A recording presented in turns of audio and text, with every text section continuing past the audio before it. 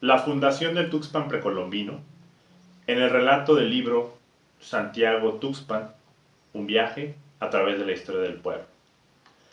Es el capítulo 2 y se titula Tuxpan.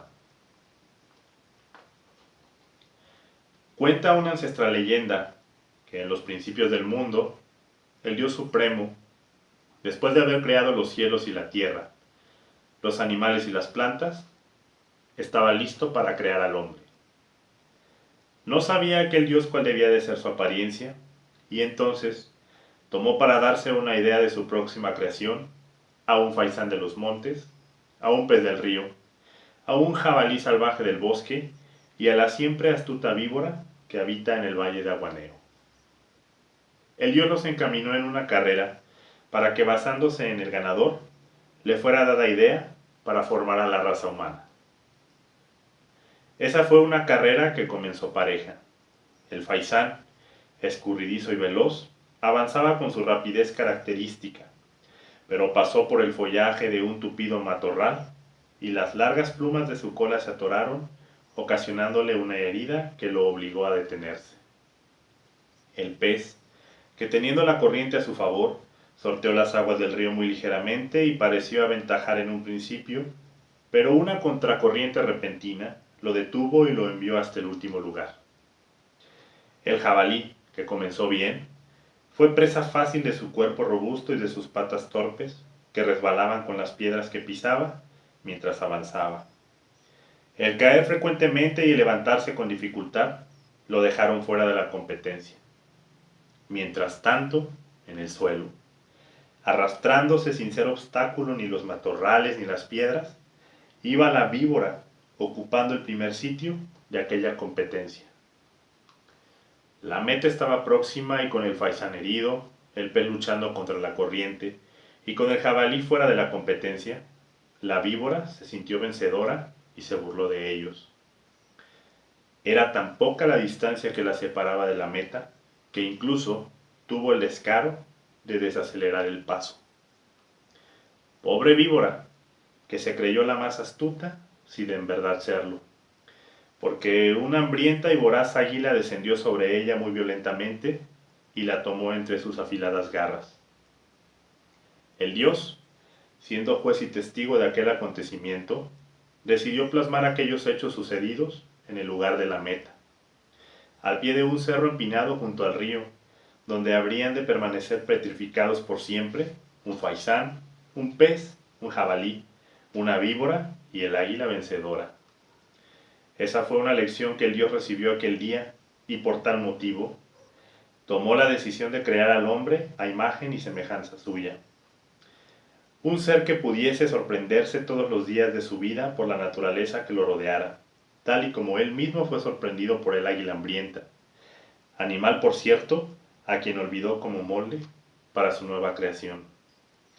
Quedaron plasmados en la roca aquellos animales involucrados en la carrera, animales que se disputaron ser modelos de nosotros y que no contemplaron el acecho del águila voraz, que desde las alturas los observaba.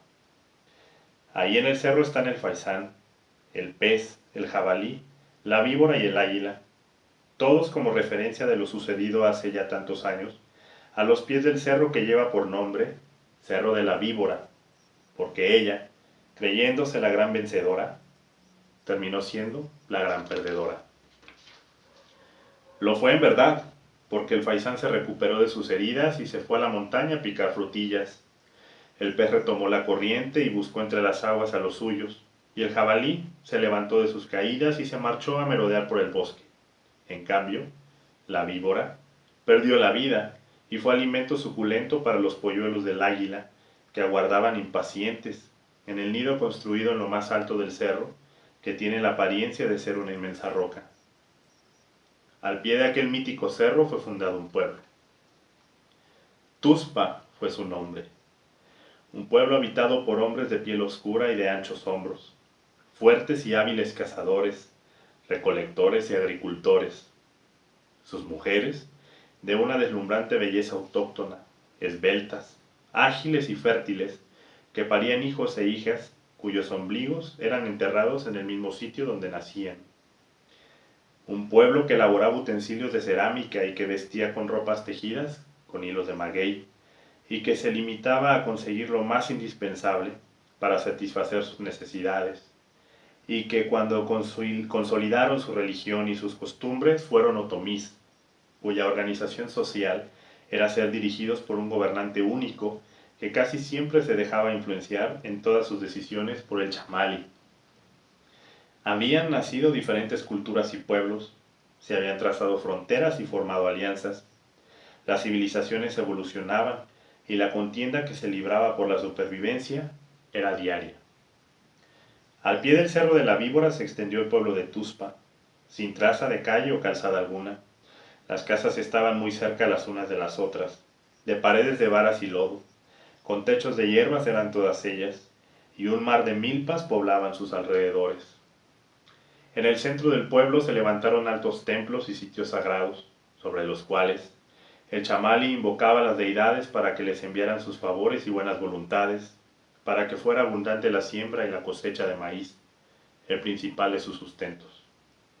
Altos templos y sitios sagrados, cuyas piedras eran empapadas constantemente con la roja sangre de los que eran sacrificados en honor a los dioses durante las ceremonias y rituales, que dejaban rastros de fuegos encendidos a las orillas del río. Así era el pueblo otomí de Tuspa, un lugar habitado por gentes que tenían por divino el culto a sus numerosos dioses, y que ofrecían sacrificios públicos en donde el chamali, en estado de trance, entonaba alabanzas que salían de su boca como consecuencia de los brebajes que consumía previamente. Los ancianos formaban parte importante, ya que interpretaban los misterios de la naturaleza cuando caía la noche, y a ellos acudían los más jóvenes para instruirse en las numerosas cosas acerca de los astros, del firmamento y de sus movimientos. Los otomíes de Tuspa, pacíficos pero siempre alertas ante las constantes guerras de expansión y de conquista que lanzaban las poderosas civilizaciones vecinas, tuvieron que aprender el arte de la guerra para defenderse. Entonces, aprovechando los muchos espacios huecos del Cerro de la Víbora, construyeron sitios de vigilancia y de refugio, y en la grieta que partía en dos una robusta peña, labraron a un guerrero enfurecido, que con sus fornidos brazos parecía detener aquella grieta para que no se cerrara, o también parecía que era él mismo quien la estaba abriendo, haciendo uso de su tremenda fuerza.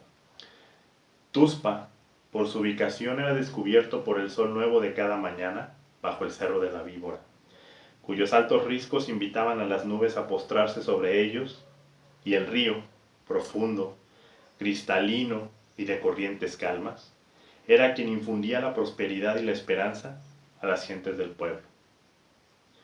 Oh civilización que habitabas el pueblo de Tuspa, sangre y fuego te mantenían con vida, mientras las águilas volaban por encima de la escena trágica y solemne del sacrificio.